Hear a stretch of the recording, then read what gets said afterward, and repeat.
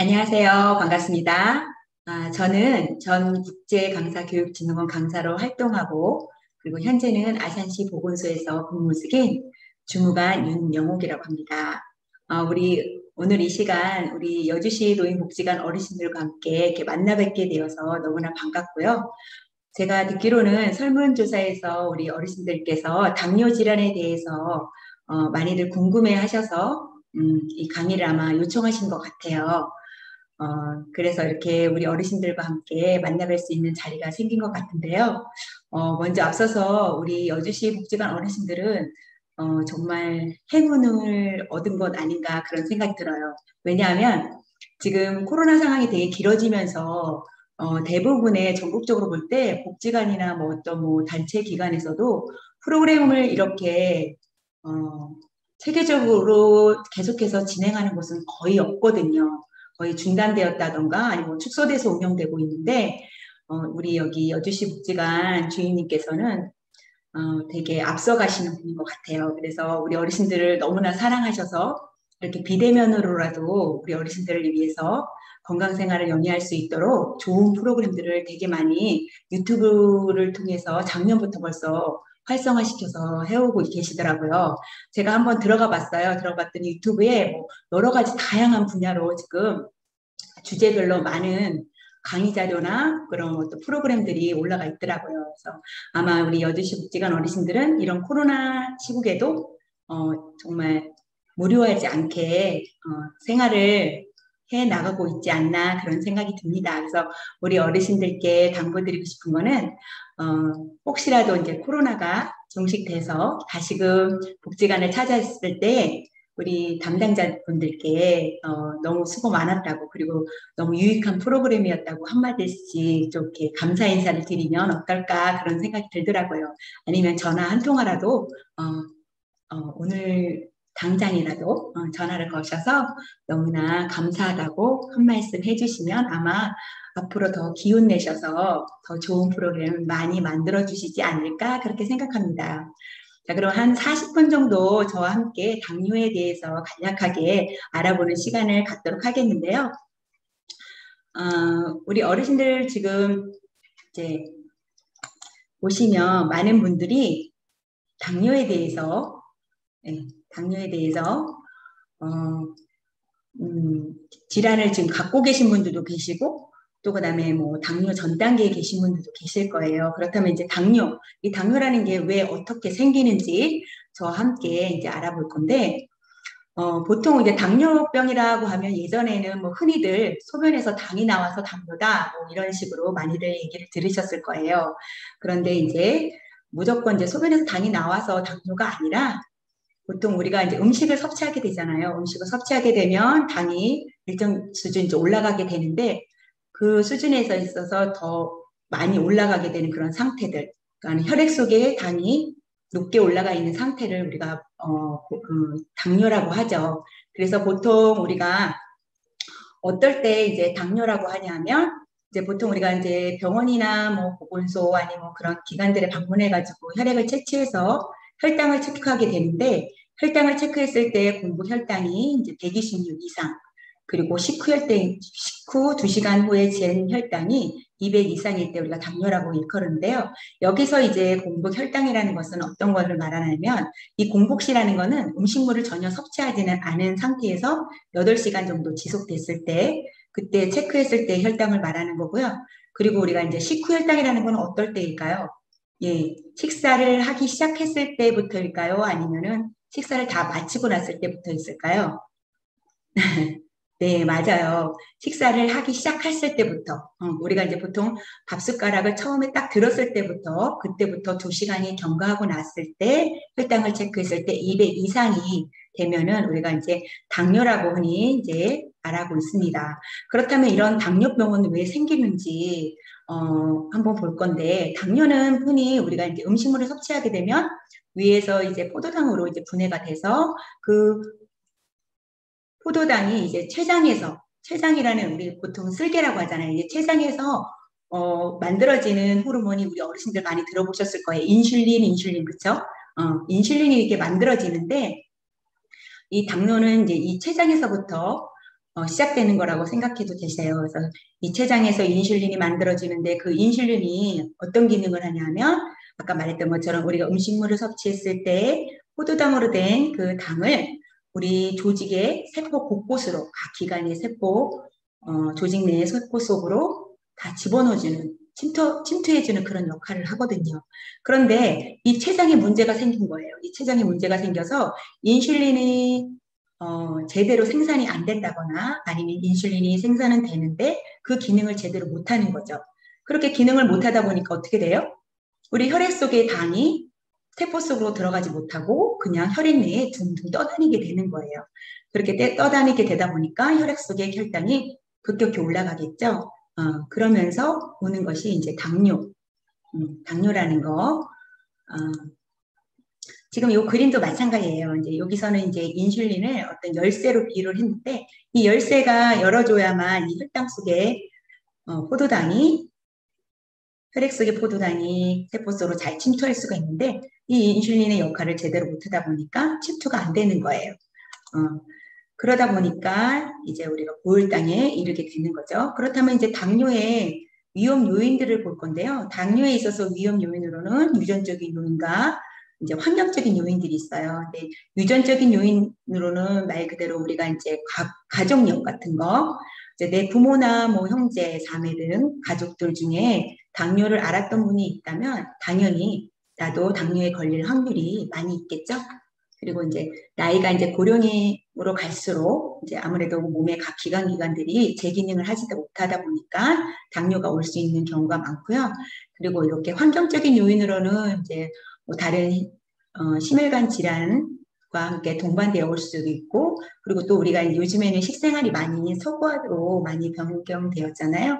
그런 걸로 인한 과식, 비만, 그리고 운동을 하지 않을 경우에도 그렇죠. 운동 부족이 하다 보면 아무래도 비만이 되겠죠. 그리고 뭐 술과 담배는 모든 질환에 있어서 별로 해롭다는 거 다 알고 계실 거고, 우리 정신적인 부분에 있어서도 이제 스트레스 부분도 이제 이제 당뇨 현상이 올 수 있게 하는 요인 중에 하나입니다. 그래서 당뇨는 어떻게 우리가 진단을 내리느냐 보면 당뇨에 있어서 증상은 특별히 일반적일 때는 크게 그런 증상이 없다고 지금 나오고 있어요. 이제 보통 우리가 발견하는 게 건강검진을 하다가 병원에 와서 우연히 뭐니 혈당을 체크했는데 뭐 200 이상이 체크돼서 그때 발견한다던가 그런 경우가 대부분이고, 모를 때는 일반적으로 생활상에서 느끼는 증상이 거의 없거든요. 그러다가 이제 우리가 흔히 알고 있는 다음이나 다뇨, 다시카가 되는 그런 3다 현상, 이런 것들을 느낄 때는 이미 혈당이 300이나 뭐 400 이상으로 고혈당으로 있을 때, 그럴 때 이런 현상들을 느끼는 거거든요. 그래서 일반적일 때는 뭐 200대 정도 이제 그 전후로는 크게 증상이 없다는 거. 그래서 이제 우리가 고혈당이 되다 보면 300 이상 높아지게 되다 보면 아무래도 이제 우리가 수분에 이제 당이 자꾸만 소변으로 배출되다 보니까 자꾸만 자주 소변을 보겠죠. 그리고 그렇게 소변으로 자꾸 수분이 빠져나가다 보니까 당연히 갈증을 많이 느껴서 물을 많이 자주 찾게 되고, 그리고 우리가 써야 될 에너지원이 그냥 그대로 바깥으로 소변으로 배출되다 보니까 늘 허기지고 피곤하고 배고프고 늘 배고파요. 그리고 또 피로하고 이런 것들의 증상들이 나타난다고 할 수 있습니다. 그렇다면 이제 당뇨병이라는 거는 어떨 때 우리가 이제 당뇨병이라고 이렇게 진단을 내리는가 수치상으로 볼 건데요. 우리가 일단은 내가 당뇨에 있어서 정상 수치가 어느 정도인지를 알아야 나의 당뇨를 체크했을 때 내가 정상인지 아니면 당뇨 전 단계인지 당뇨병에 가까운지 그거를 진단을 내릴 수가 있잖아요. 그래서 혈액을 채취했을 때 우리가 이제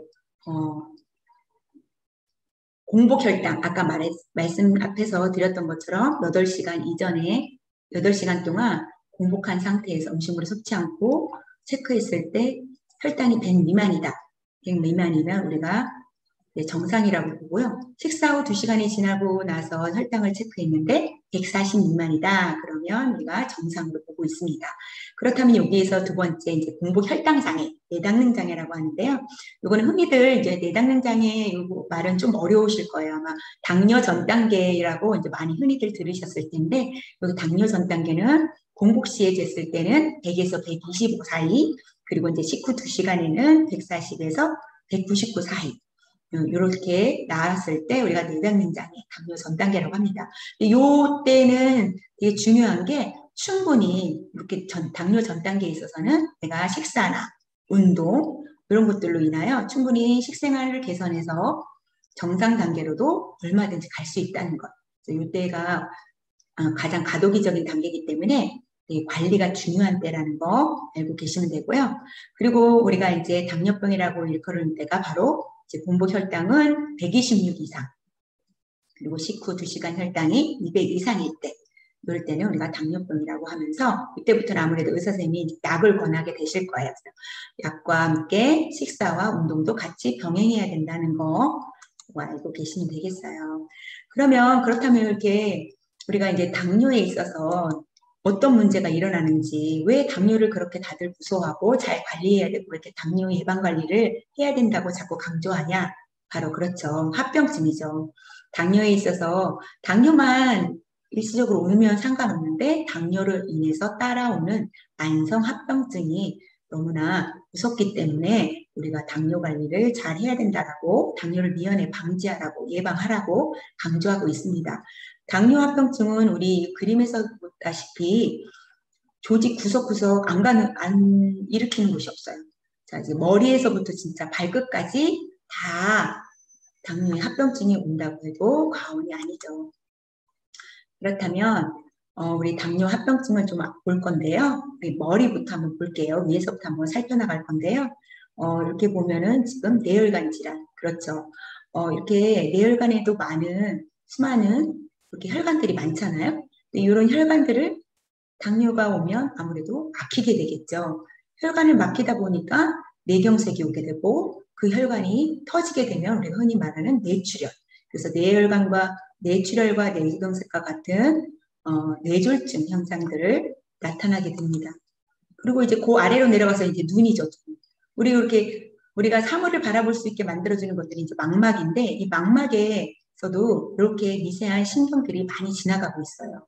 그런데 이런 것들이 이제 막히고 터지고 하다 보니까 고혈당이 지속되다 보면 시력이 저하되고, 이렇게 예쁜 강아지가 있잖아요. 그렇죠? 요거를 이렇게 정상적인 시력일 때는 그렇게 잘 보이게 되는데 또르시 3마리가, 그런데 우리가 이제 당뇨의 합병증으로 인하여 망막이 손상되게 되다 보면 시력이 저하돼서 이렇게 흐릿하게 사물이 정확하게 보이지 않게 되고, 그리고 또 더 진전될 때에는 시력을 상실하는 경우도 있습니다.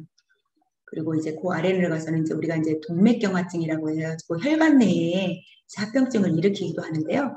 동맥 내에 아무래도 이렇게 찌꺼기가 쌓이다 보면 혈관이 좁아지겠죠. 좁아지다 보면 그것들이 굳어져서 제대로 혈액순환이 안 되다 보니까 각 분야별로 이제 뭐 심장 같은 경우에는 협심증이나 심근경색과 같이 이런 심장질환을 일으키게 되고요. 그리고 또 아까 뇌에서와 같이 뇌에서는 뇌경색을 일으키게 되는 거죠. 그리고 다음으로는 이제 콩팥으로 갈 건데요. 콩팥 뭐예요? 예, 심장. 여기 지금 그림에서 보시다시피 이게 뭐 하는 그림이에요? 맞아요. 투석을 하고 있죠, 투석. 네, 투석 얼마나 힘들어요. 예, 투석을 하시는 분들은 거의 일주일에 3번 정도, 3일을 투석을 실시해야 되고, 한 번 할 때마다 거의 4시간 이상 해야 되니까 되게 많이 힘드시겠죠. 그리고 또 이게 경제적으로도 되게 부담이 되고, 투석을 받다 보면 컨디션이 되게 많이 떨어지다 보니까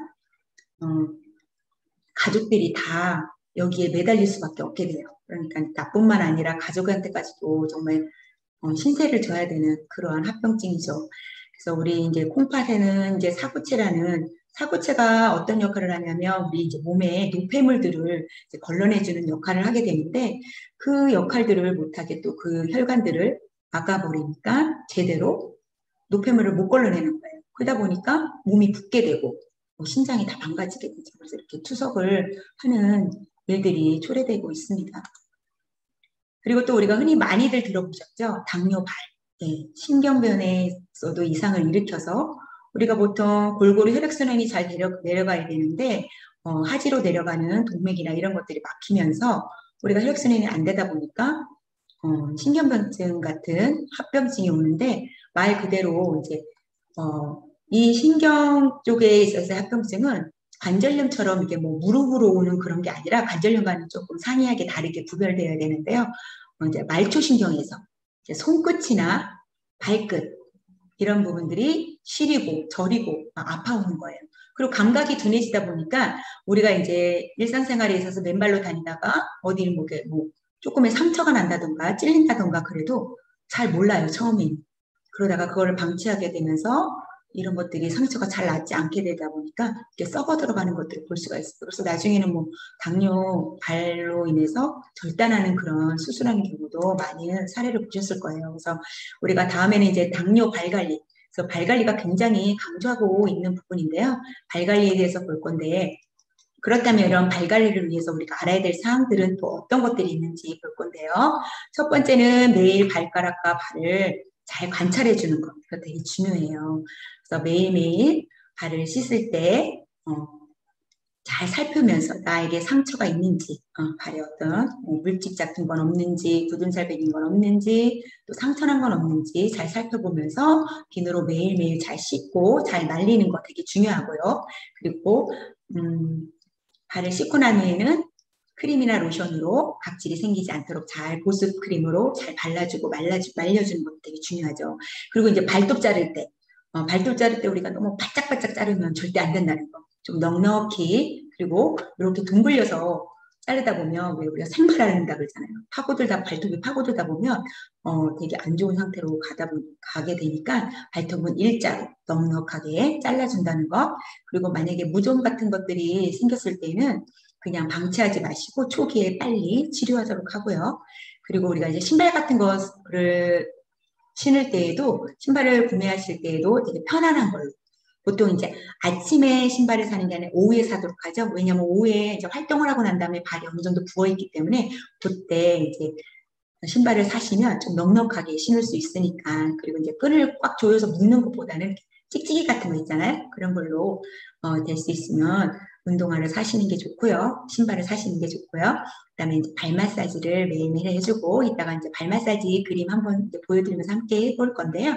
발 마사지 해주는 거 혈액순환 잘 되도록 그리고 매일매일 깨끗한 양말로 잘 갈아 신고 그리고 상처 예방을 위해서 절대로 맨발로는 다니지 않는다는 거 기억해 두세요.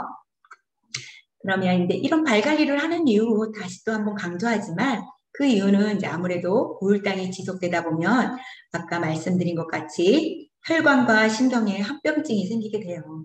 그러다 보니까 발 관리가 되게 중요하게 되고 합병증이 오다 보면 아무래도 발이 감각이 둔해져서 상처를 되게 씻고 그렇게 되다 보면 잘 혈액순환이 안 되니까 상처가 잘 안 난다 그랬죠. 그러니까 치유도 잘 안 되니까 그러다 보면 이런 발 부분이 조직 괴사가 오고 악화되면서 족부 절단의 가능성도 생기기 때문에 발 관리를 잘 해줘야 된다라고 다시 한번 강조해 드릴게요. 그러면 이제 발 관리에 있어서 어떤 것을 잘 살펴봐야 되냐 좀 더 구체적으로 들어갈 건데요. 이렇게 발등이나 발바닥 그리고 발가락 사이 그리고 발톱 등 그런 부분들을 잘 살펴보고요.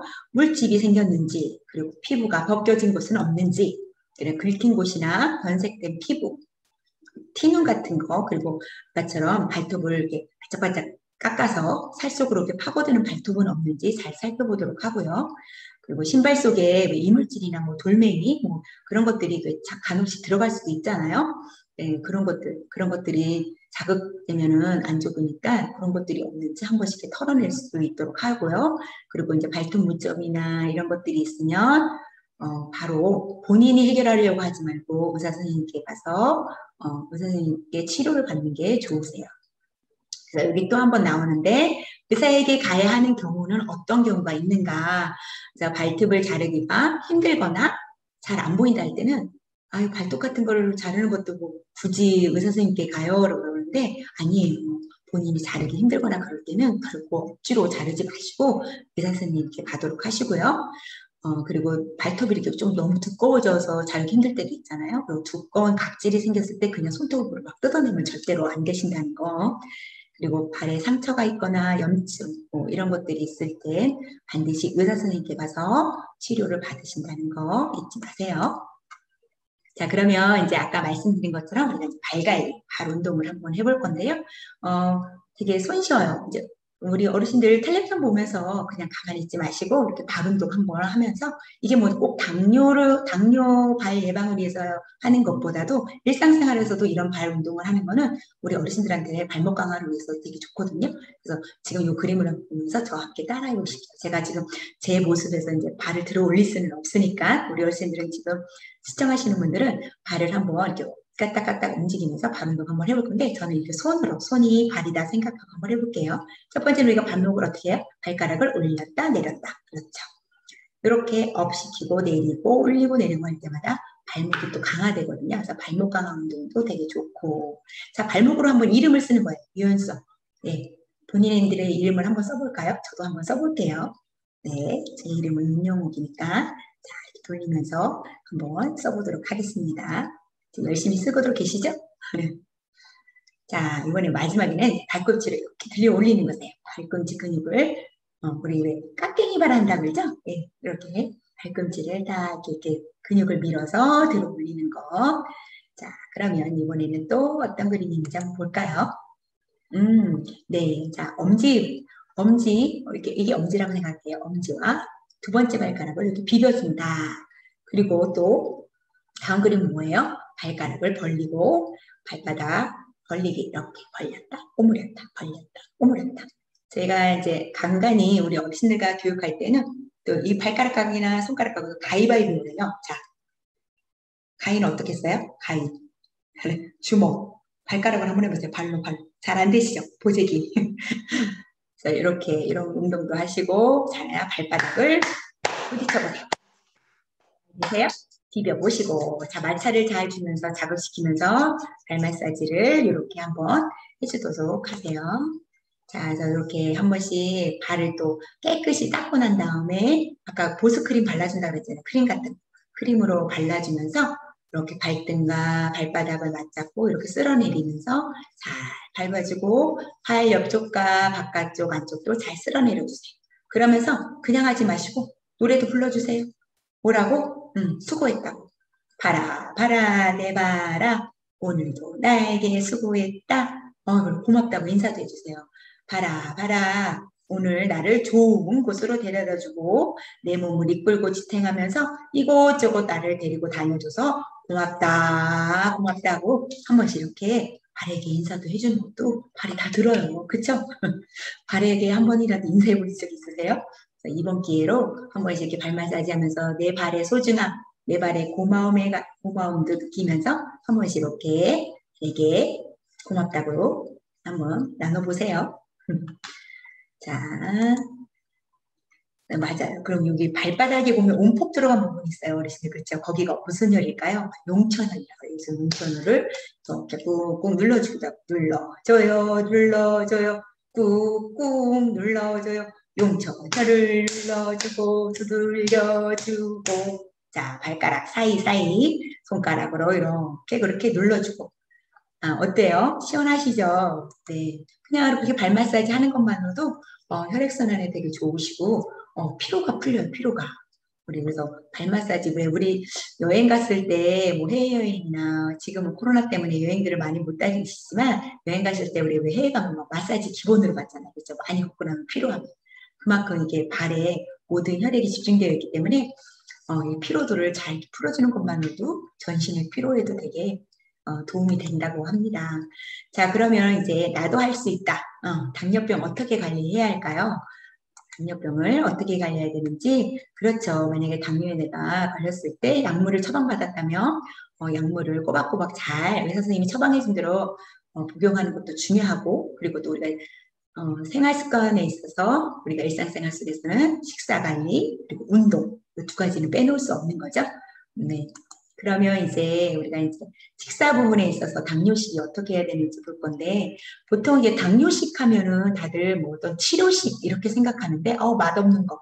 아니에요. 당뇨식은 이거는 건강식이랑 마찬가지예요. 왜냐하면 양적으로나 질적으로나 가장 균형 잡힌 이상적인 식사이기 때문에 꼭 당뇨에 걸린 분들만 아니라 일반 사람들도 우리도 이 당뇨식을 먹는다면 이게 바로 곧 건강식이거든요. 그래서 이렇게 딱 실천하면 아마 당뇨나 뭐 고혈압 이런 질환에 있어서 미연에 방지하지 않을까 그렇게 생각합니다. 그렇다면 이제 당뇨 식사 관리 기본 원칙을 볼 건데 어떻게 되냐? 맞아요. 식사 시간에 맞춰 제때 꼭꼭 씹어서 천천히 식사 시간을 빨리 먹는 게 아니라 적어도 20분 이상은 잡으면서 천천히 드시도록 하는 거죠. 그리고 알맞은 양, 알맞은 양. 사람마다 이 알맞은 양이 다르거든요. 그렇죠? 뭐 체격이 몸무게가 젊은 사람하고 어르신하고 똑같은 양을 먹지는 않잖아요. 그렇죠? 사람마다 그 양이 다르다는 거. 그리고 다양한 음식을 뭐 골고루 섭취한다는 거는 뭐 누구나 다 아는 거고, 그리고 이제 기름진 음식을 제한하고 당질 섭취도 조절하고 음식은 싱겁게 드시는 거, 이거는 뭐 고혈압에서도 강조했던 부분들이고, 뭐 술은 되도록 제한하고, 뭐 우리가 식이섬유가 많이 들어있는 야채 같은 것들은 많이 드셔도 된다고 많이들 얘기하시죠.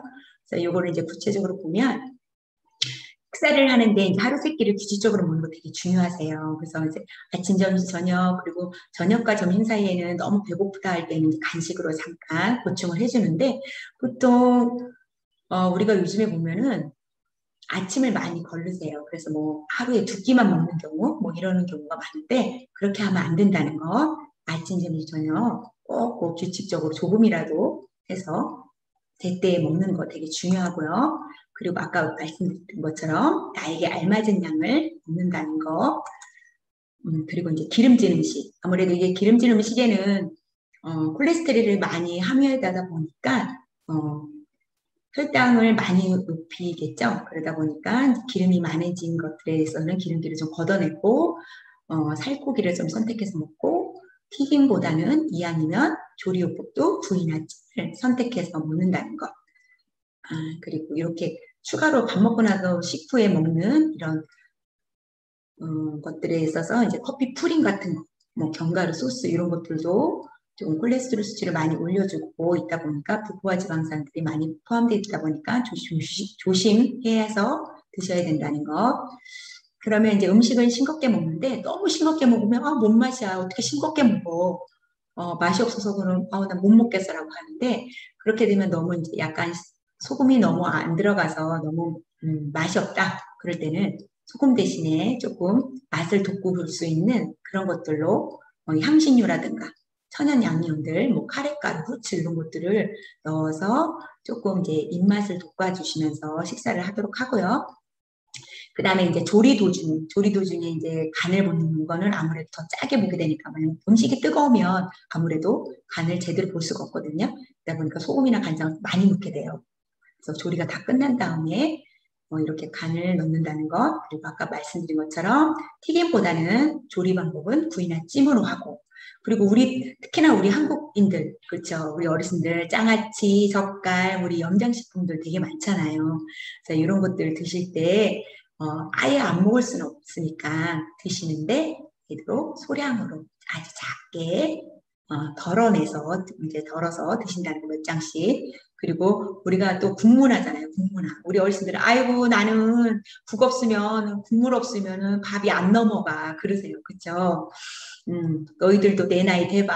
국 없으면 안 넘어가 막 그러시더라고요. 근데 국에 있어서는 국은 드시긴 하는데 국물보다는 웬만하면 국물은 적게 드시고 아예 안 드시면 좋지만, 만약에 드시고 싶으시다면 소량만 조금만 드시고 웬만하면 건더기만 드시는 걸로 하시는 게 좋겠습니다.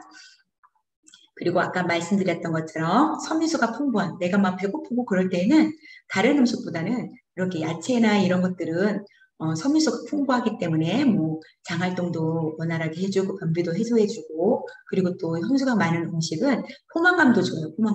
포만감도 주니까 이런 걸로 대체를 해주시는 게 좋다는 거. 그리고 뭐 술은 술, 담배는 안 좋다는 거 아시죠? 술은 혈당 조절이 잘 안 되는 경우, 잘 될 때에는 남자는 그럴 때는 이제 2잔, 여자는 1잔 정도.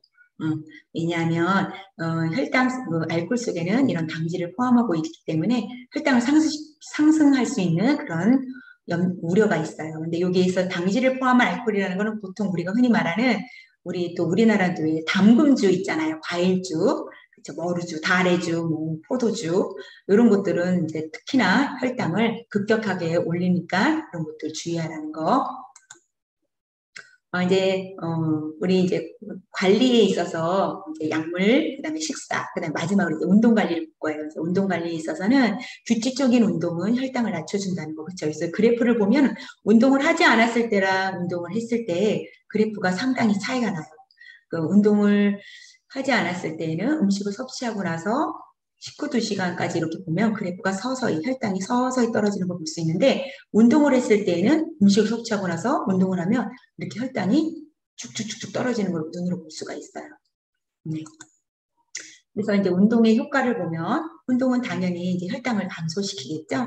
그리고 당연히 체지방을 감소시키니까 비만 예방에도 좋고, 그리고 우리 몸속에 있는 지질, 혈중 콜레스테롤이나 이산지질 같은 것들도 개선을 해주다 보니까 중성지방을 감소시켜주고, 그러다 보니까 이런저런 뇌혈관 질환이나 뭐 심장 질환, 이런 말초 질환 등 같은 심혈관 질환의 합병증을 예방해 주는데 도움을 준다는 거죠. 그렇다면 이제 혈당 조절에 도움이 되는 운동에는 어떤 것들이 있는지 한번 볼 건데요. 혈당 조절에 있어서 도움이 되는 것들에서는 이제 유산소 운동 다 아시죠? 유산소 운동이 어떤 것들이에요? 흔히 생각하기 쉬운 게 걷기. 네, 우리 어르신들은 걷기가 제일 좋죠. 걷는 것. 그리고 또 내가 근데 걸으려니까 다리가 아파서 관절이 심해서 그러시는 분들 많으세요. 그러면 그런 분들은 이제 무릎에 무리가 가지 않도록 이제 수영 같은 거 하는 거 많이 권장하고요. 그리고 혈당 조절에 또 도움이 되는 운동 중에 우리가 이제 유산소 말고 이제 근력 운동. 근력 운동들인데 근력 운동 같은 경우는 우리 언니들이 조금 접근하기 쉬운 게 이제 뭐 계단 오르기 같은 것들이나 뭐 이제 헬스장을 가서 이런 것들을 요즘에는 뭐 워낙 몸짱 어르신들도 많아서 헬스장 이용하시는 어르신들이 많은데 나는 어떻게 뭐 헬스장을 내가 어떻게 가 그러시면 이제 뭐 집에 있는 페트병, 물병 같은 것들로 이렇게 들어 올리기 정도 하는 것도 굉장히 좋으세요. 그래서 그런 것들로 우리 어르신들은 운동 관리를 근력 운동을 해주시면 되겠어요. 그래서 혈당치에 따른 운동 가능 여부를 볼 건데요. 이거 좀 중요하죠. 운동을 한다고 무조건 좋은 건 아니고 너무 급격하게 뭐 이제 아무 때나 막 운동을 해서는 안 되겠죠. 그래서 운동 전후에 혈당을 딱 체크해서 하는데 해도 될 때와 안 할 조심해야 될 때를 이렇게 구분해 놨어요. 그래서 보통 이제 혈당을 운동하기 전에 체크를 했는데 70 아래다. 그럴 때는 하면 될까요? 안 될까요? 안 돼요, 안 돼요. 왜요? 맞아요. 저혈당이 올 수 있기 때문에 저혈당에 빠지면 쇼크가 올 수도 있으니까 이럴 때는 절대 운동해서는 안 되고 얼른 음식물을 섭취해 주셔야겠죠. 그리고 이제 100에서 그 커트라인 약간 이상이 돼도 이때는 그래도 좀 조심조심 하셔야 되고요. 운동을 하다 보면 여기서 또 혈당이 내려가다 보면 저혈당으로 가는 단계니까 간식을 꼭 먹고 한다던가 간식을 꼭 챙겨 나가셔야겠죠. 그리고 혈당이 이제 100에서 250 정도 체크됐다. 운동을 가려고 했는데 체크했더니 그러면 이제 이때는 운동을 하면서 혈당이 서서히 떨어지겠죠. 그런데 무조건 혈당이 높았을 때 운동을 해도 되냐? 이거 주의해야 돼요. 아니요. 300 이상이거나 250 이상이면서 케톤이 소변 내에서 검출됐을 때에는 운동을 해서는 또 안 된다고 해요. 왜냐하면 이럴 때는 급성 합병증이 생길 수 있으므로 이때는 그래서 또 의식을 잃을 수가 있거든요. 이런 급성 케톤 산증이라는 거는 혼수 상태를 일으킬 수 있기 때문에 이렇게 급격히 높을 때에도 오히려 운동은 삼가한다는 거. 네, 그거 꼭 유념하시고요. 자, 우리가 이제 응급 상황이 왔어요. 이럴 때는 어떻게 해야 될까요? 한번 알아볼 건데요. 우리 흔히들 많이 무서워하는 당뇨에 있어서 저혈당 증상, 그쵸? 많이 들어보셨을 거예요. 저혈당이라는 그럼 어떤 거냐? 혈당을 체크했는데 70 이하로 떨어지는 그런 수준의 체크됐을 때랑 그리고 어떤 증상들이 있냐? 이렇게 저혈당 증상들이 있어요. 몇 가지 대표되는 배가 고프다던가 식은땀이 막 갑자기 난다던가 막 어지럽다던가 갑자기 막 가슴이 두근두근 거린다던가 이럴 때는 얼른 혈당을 체크해 보셔야 돼요. 이때는 내가 아무래도 저혈당이 오는 것 같다 생각하셔서 얼른 당질의 음식을 섭취하던가 응급처치를 해주시는 게 좋고, 이때는 운동을 삼가하셔야 됩니다. 그래서 이제 우리가 이제 저혈당이 왔을 때 대처 방법을 보실 건데요. 저혈당이 왔을 때 그냥 방치하면 어떻게 돼요? 혼수 상태에 이르신다고 했죠? 쓰러지고. 그러다 보니까 첫 번째 저혈당이 딱 왔어요. 아까처럼 그런 증상들이 갑자기 어지럽고 막 식은땀이 나고 아무래도 내가 저혈당인 것 같다. 그럼 어떻게 한다고요? 당질의 음식들을 섭취해 주셔야 돼요. 근데 당질의 음식을 어느 정도 섭취하느냐? 바로 10 내지 15g, 10 내지 15g의 당질을 섭취해 주는데, 요 10 내지 15g이 도대체 어느 정도가 10 내지 15g인지 좀 감을 못 잡으시겠잖아요.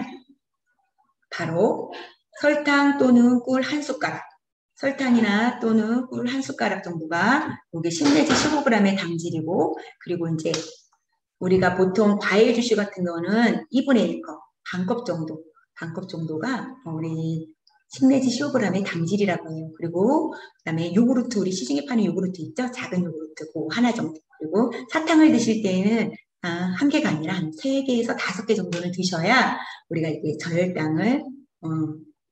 혈당을 급속히 올릴 수 있다는 거죠. 그래서 이렇게 10 내지 15g의 당질을 섭취했을 때 보통 올라가는 수치가 혈당이 한 30 정도 올라간대요. 30 정도. 그러니까 보통 70 아래에서 우리가 저혈당이라고 했잖아요. 그러니까 이렇게 처치를 하고 나면 한 100 이상으로 올라가겠죠. 그래서 이렇게 음식을 섭취하고 나서는 다시 한번 15분 있다가 한번 재보는 거예요. 어느 정도 나왔는지. 그래서 이렇게 120이나 100이 뭐 이렇게 나오면 이제 안심할 수 있는 거죠.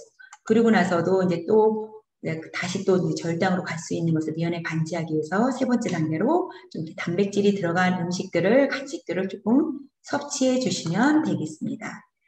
그런데 아까까지는 저혈당이 왔는데 의식이 있을 때의 대처 방법이에요. 의식이 있을 때는 그렇게 하면 되시는데 의식이 없는 거예요. 저혈당으로 쇼크를 일으켜서 쓰러졌거나 의식이 없어요. 그런데 그때도 음식을 막 먹여야 될까요? 안 되겠죠. 네. 음식을 억지로 의식이 없는 사람에게 먹이게 되면 기도가 퇴색돼서 정말 되게 위험한 상태에 이르게 되거든요. 그래서 그때는 억지로 음식을 먹이지 말고 바로 응급실로 통해서 빨리 응급실로 가셔야 돼요. 그렇다면 이제 혈당 수치가 너무 높을 때, 아까 말씀하신 것처럼 250 이상이거나 케톤이 검출될 때, 그리고 혈당이 300 이상으로 아주 매우 높을 때, 그런 현상이 이틀 이상 지속됐을 때는 그냥 방치해 두시면 안 되고 바로 당뇨병 혼수 초래할 수 있으니까 의사 선생님께 가도록 한다라고 할 수 있어요. 그래서 우리가 이제 당뇨에 대해서 이제 일반적인 증상과 진단을 어떻게 내리는지, 그리고 어떻게 관리해야 되는지, 그리고 그에 대한 합병증과 같은 것들을 또 이렇게 쭉 살펴봤는데요. 이렇게 당뇨에 있어서 또 중요한 게 바로 검진이에요. 검진, 정기적인 검진. 왜요? 아까 말씀드렸죠.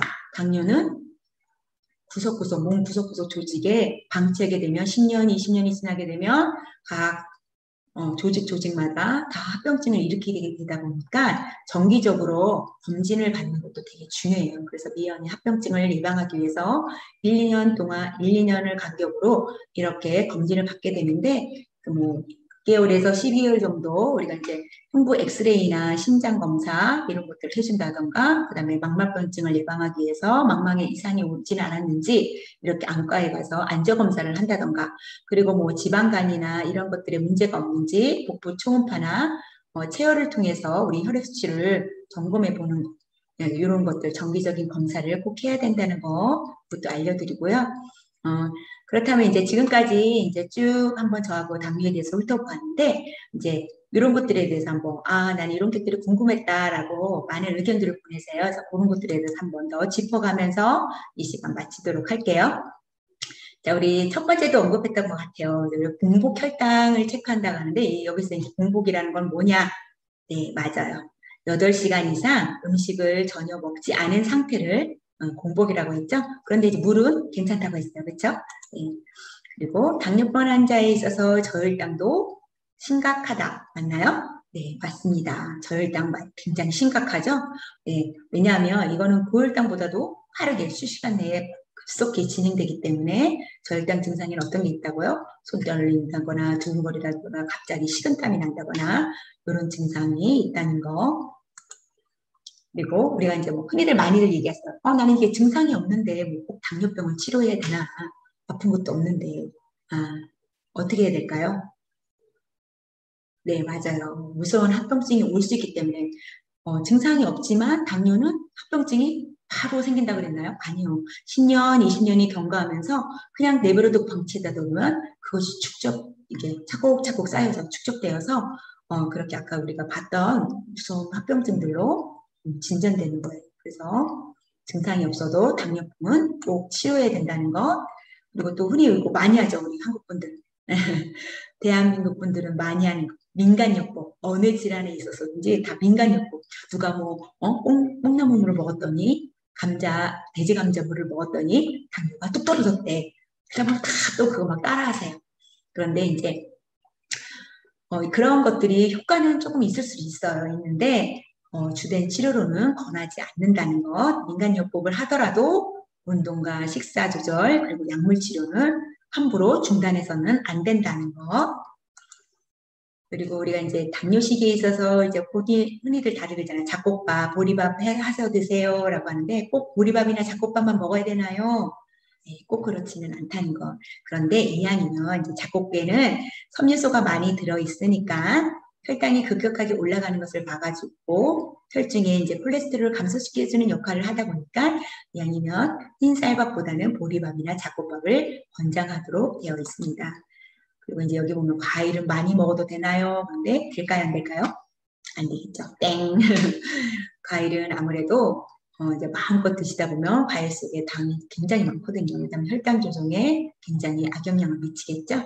그래서 드시게 되면 반드시 이제 반쪽, 한두 쪽, 물론서 소량으로 드시는 걸 권유하고 있습니다. 그리고 이제 우리 어르신들이 흔히 많이 하시는 것들이세요. 감자, 옥수수, 빵, 떡 이런 것들 밥을 꼭 드셨는데도 불구하고 그 후에 우리 뭐 감자 또 먹고 옥수수도 먹고 막 그러시잖아요. 그런데 이럴 때는 이제 주의해야 된다는 거. 감자나 옥수수, 빵 이런 것들을 간식으로 드시면 대신 어떻게 해야 된다고요? 이건 똑같아요. 탄수화물이기 때문에 똑같은 밥이나 마찬가지예요. 그래서 나는 밥을 먹었는데 또 이걸 먹었다? 밥을 또 먹는 거랑 마찬가지거든요. 네, 이런 걸 드시고 나면은 밥 대용으로 드시다던가 아니면 밥을 아주 조금 소량으로 줄여서 드시면 되겠습니다. 그러면 이제 우리가 보통 혈당은 언제 재야하나요 하는데 이제 이거는 이제 당뇨가 있으신 분들이세요. 식사 전과 잠자기 전. 그냥 잠자는 동안에 혈당이 급격히 떨어질 수 있기 때문에 잠자기 전에 만약에 혈당이 좀 100 아래로 좀 많이 낮게 체크됐다 그러면은 좀 약간의 음식을 섭취하고 나서 주무시는 게 좋거든요. 그래서 저혈당 증상이 왔을 때나 몸이 좀 안 좋을 때 그리고 운동하기 전에 꼭 체크하고서 운동을 해야 된다는 거 아시죠? 네. 그리고 맞아요. 요거 우리가 이렇게 보통 이제 혈당을 자가혈당을 체크하시는 분들이 많잖아요. 혹시 이제 당뇨가 있으신 분들은 보통 집에 자가혈당기를 갖고 계시는데 그 한번 이렇게 살짝 찌르고 난 다음에 피가 안 나오니까 막 이렇게 짜요. 짜면 될까요? 네. 돼요? 안 돼요. 안 돼요. 왜냐하면 이렇게 피를 짜다 보면 여기 짜는 동안에 이 혈액만 나오는 게 아니라 혈액 속에 체액까지도 측정이 되기 때문에 정상적인 올바른 이제 혈당이 측정이 안 되겠죠. 그렇기 때문에 이왕이면 이제 바늘에도 보면 번호가 있어요. 붉기 그 침의 강도가 있기 때문에 그거를 좀 잘 맞춰서 짜내지 않을 만큼의 강도로 잘 체크해 보시다 보면 알 거 아니에요. 그래서 그 정도로 해서 체크해 주시면 되겠습니다. 이런 것들은 뭐 이제 계속해서 얘기했던 거고 이거 한 번만 더 짚고 넘어갈게요. 이제 건강한 발을 유지하려면 어떻게 했을까요? 아까 맞아요. 매일매일 발을 씻어내면서 잘 관찰하고 살핀다 그랬죠? 그리고 발톱은 어떻게 자른다고요? 일자로. 네, 일자로 자른다는 것 그리고 정말은 꼭 신고 다녀야 된다는 것. 네, 그래서 여기까지 지금 이제 당뇨에 대해서 우리가 한번 알아보고 마지막에 이제 한 번 더 짚고 넘어갈 사항들을 한 번 더 복습하면서 이제 저희 강의는 이제 여기까지고요. 자, 우리 어르신들 어떠셨어요? 오늘 어떻게 강의가 여러분들께 조금 당뇨에 있어서 이해하는 거에 있어 좀 도움이 되셨나요? 네, 도움이 되셨다면 저도 되게 감사드리고요. 이번 이제 당뇨 질환에 대해서는 이 시간은 우리 어르신들과 이렇게 비대면으로 화면으로 인사를 드렸지만 또 우리 어르신께서 만약에 요청하신다면 그때에는 우리가 이제 우리 부지관 현장에서 우리 어르신들 얼굴과 얼굴을 맞대면서 우리가 또 만나는 그런 시간이 왔으면 좋겠습니다. 우리 여주시 복지관 어르신들 당뇨나 뭐 어떤 모든 질환에 있어서 관리 잘 하시고요. 그리고 이제 이 코로나 시기가 지금 너무 길어지고 있는데 우리 복지관에서 만들어지는 유튜브 방송, 교육 방송을 통해서 이제 무료하게 지내지 마시고 그런 집에서라도 교육 같은 영상들 꼭 챙겨보시고 그리고 운동 프로그램도 많더라고요. 다양하게 노래 교실도 있고 하는데 그냥 이렇게 텔레비전 틀어만 놓지 마시고 함께 참여하시고 적극적으로 활동해 주세요. 그리고 이제 항상 어디를 가나 사람이 많은 곳을 좀 피하시고 가시게 되면 외출을 하시게 될 때는 꼭 뭐요? 손 씻기, 마스크 착용 잊지 마시고 그렇게 건강하게 올 한 해 잘 보내셨으면 좋겠습니다. 네, 지금까지는 네, 강사 윤영옥이었고요. 우리 어르신들 다시금 만나 뵐 때까지 우리 건강히 안녕히 계십시오. 감사합니다.